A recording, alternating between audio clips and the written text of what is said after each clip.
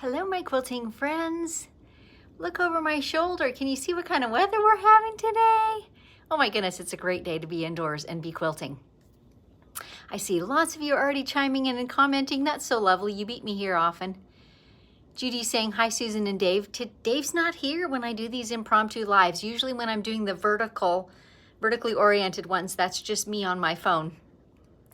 Tanya, good evening from cold and already dark Berlin, Germany. Yes, you're already well into the evening.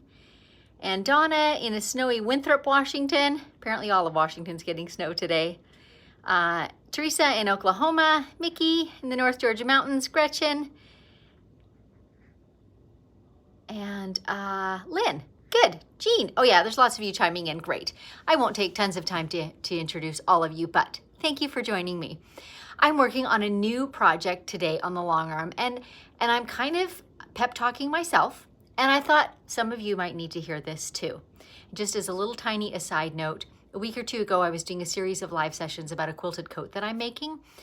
It's kind of been halted for a few days because I've got to work on some other things, but I do have a progress report and a pep talk on that one too, so stay tuned for further episodes on the quilted coat. But staying on topic today, I've got this new quilt loaded. Can you see it? And it's in all, well, it's black background for one thing, and all in these lovely oriental fabrics.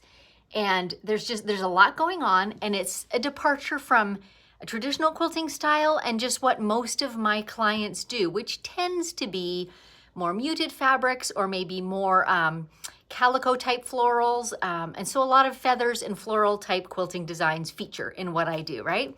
So this one's very different. And it's for my friend Erin.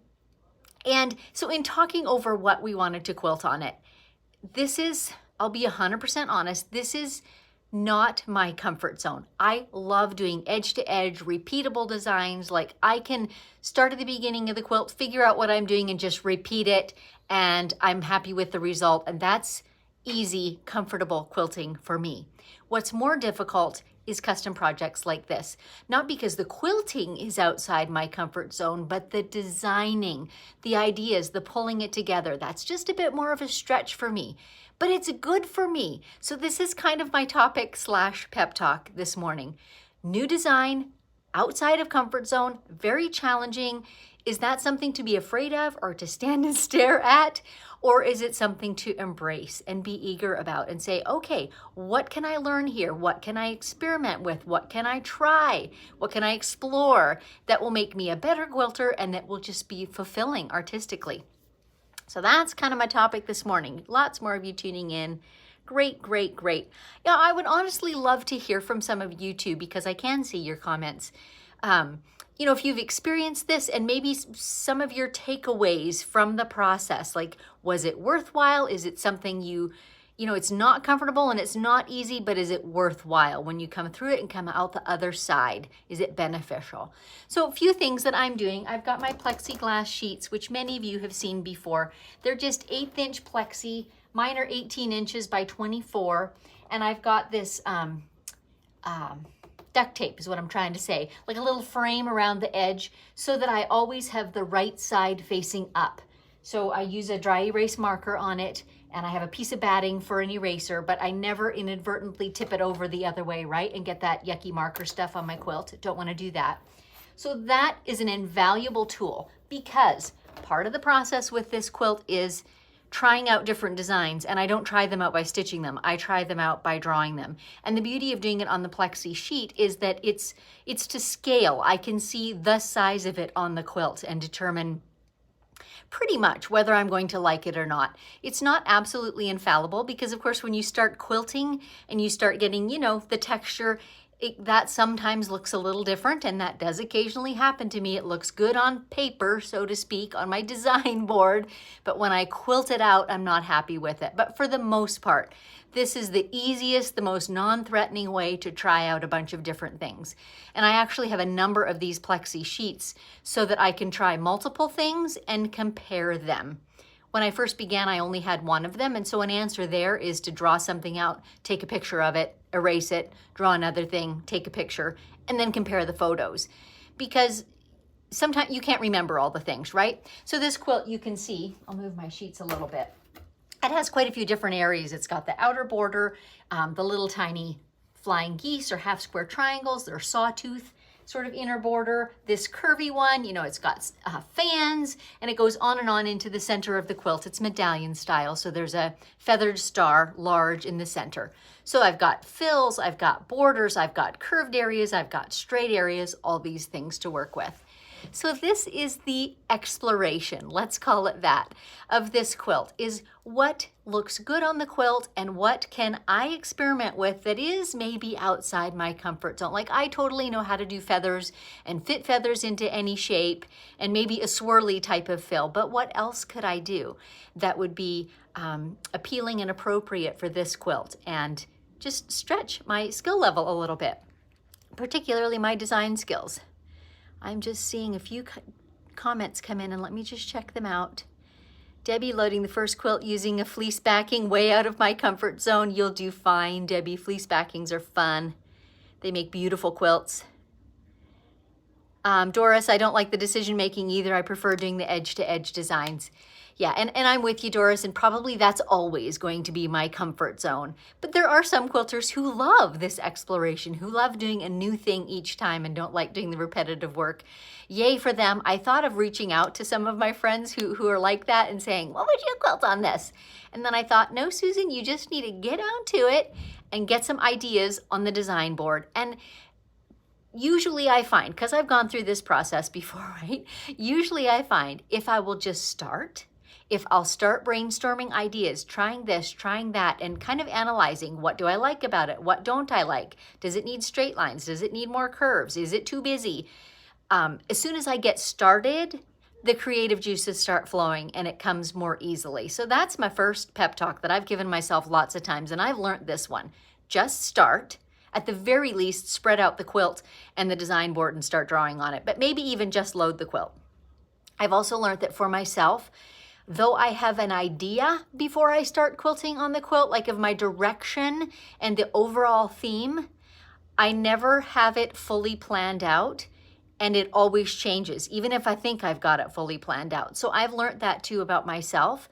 I don't wait to start quilting until I've got the whole thing planned out, because it comes as I work on it. As I get some things quilted on it, other ideas come to mind, and it kind of evolves as I go. That I think is specific to different quilters. My friend Sam of Quilting Curve Studio, she likes to plan her whole quilts in advance. Then she knows where she's going and just heads there. That works for her. So I don't think there's a wrong or a right there, but I do think for all of us, getting started, whether it's getting started with the drawing of ideas or getting started with the stitching, just getting going, gets, just starting to play with it, gets the creative juices flowing. So for this particular quilt, like I said, I'm avoiding the feathers. For the most part, I'm avoiding the swirls, but I'm not necessarily avoiding curves. So there may be some curvy things in here yet. There may be some types of swirls, but not your traditional kind of comma-shaped ones, I don't think. Instead, I'm leaning toward quite graphic things, toward fan shapes, because that suits the Oriental fabrics. And indeed, there are pieced fans in the quilt, so that seems like an obvious choice.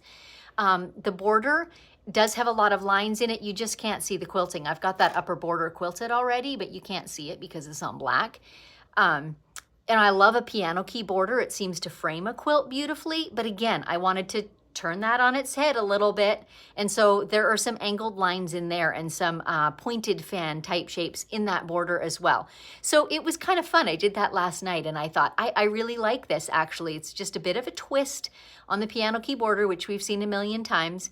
I didn't say at the beginning of this episode, Erin, who made the quilt, does want to enter it in some shows. So no pressure there. Get me a show-worthy quilt. But Erin's a sweetheart. She did not apply pressure to me, but she did say that she wants to enter it in shows. And so I'm conscious of that. I want to have something that's noteworthy, that people will enjoy looking at when it's hanging in a show. And so that leads me to doing things that are a little out of the ordinary, that maybe I haven't seen on quilts before. How can I add a twist or a little more personality or a little extra something, something? So that's what I'm gearing towards. So it's a work in process. I was going to show you guys the thread, and of course I left it out of reach, so I can't do that. But Erin and I stood and debated what threads to put over these colored areas. You can see a lot of them. There's roses, there's blues, there's lilacs, there's a lot of greens, kind of bamboo greens. And so we experimented with a slightly golden caramely color that worked really well. We looked at a purple, which worked very well, but purple's not Erin's most favorite color. And there is a fair bit of purple in the quilt. But you know, when you add a lot of thread to a quilt, it can change its flavor. It can make it lean in one direction or another. So we didn't want to lean more heavily into the purple. So what we finally ended up with is a somewhat surprising avocado green. It's a bit deeper than the greens that are in the prints. It has a slightly golden tinge to it, and I think it's going to be really pretty. And we're going to put that across all the florals because I don't want to be changing. You can't change. They're all mixed up. It's really a scrappy quilt in that all the florals are mixed up together in no particular order. So super pretty. I'll keep you posted with pictures. Julianne, I do the same as you for testing ideas, except I use clear plastic sheets. Same principle. And honestly, a lot of people that are more comfortable with tech than I am will go toward perhaps their iPad and take a photo of it and use some sort of doodling program, which is absolutely an option too. And then you can doodle on it and erase it and doodle it, and you can probably keep them and save them as well. I just find that I like the plexi sheets because I like doing it to scale, like full size. That makes a difference to me. And eventually, I think even if you've drawn it on paper or a device, you want to try it full size because that makes a difference. When you're thinking of things like continuous thread path or how much backtracking there is, or even what the size or density of the quilting is, it's hard to get a sense for that without doing it to scale in some form. So I do like going that way. Teresa is asking, are you using black thread on the background? I'm actually using a charcoal, Teresa. This is personal preference, but I used to use black quite a bit because it is black fabric. Over the years, I've found that very little fabric is truly deeply black, and black thread, especially because I use the poly and it's a little bit glossy, tends to be even more intense. So I quite like the charcoal. It's just a little bit subtle. It still reads black on black, but I quite like the charcoal. So I actually don't ever quilt with black anymore. I just quilt with this deep charcoal. The backing of the quilt is a kind of tweedy, charcoal-y fabric as well. And one other note, and I think you can see it on here, I used black batting as well because both the top and the bottom are quite dark. I would not have wanted to use a white batting on this. You would get bearding every time you saw a glimmer of it through the needle holes, you'd see that white shine through. So black batting is truly the answer here. I do stock it because I tend to use black batting on mid to darks. So I stock it in my studio, but if you don't stock it, consider buying one package and trying it when you have a quilt that's dark both top and bottom. It's really great. Lori asked the color of the back, and I answered that one already. Let me just buzz back and see if there's any more questions. Grant, just spent 2 days at Road to California. Lucky you. Awesome. Saw tons of quilts and took a class from Karen McTavish. She's awesome. Learned feathers. Karen is a great quilter. She's a matriarch of the machine quilting world, and she's so creative. So creative. So how fortunate for you. I've spoken to her and I've interviewed her on my podcast, but I've never met her in person. So good for you. Okay. Any other comments? I think we saw all of those. Great. Okay, well, you guys, I think I'm going to get back to quilting, but the takeaway from today is don't be fearful of a quilt. Treat it as an opportunity to explore, an opportunity to expand your knowledge, expand your skills, and creatively, artistically, it's really worth pushing the boundaries a little bit of what you feel comfortable with. That's where the most incredible discoveries come from, getting outside of what you're already comfortable and already know. So I encourage you to do it. Talking to myself, I'll do it too, and I'll keep progressing on this quilt, and I will share pictures as I go. So thanks again for joining me. Have a great day, and I'll catch you next time.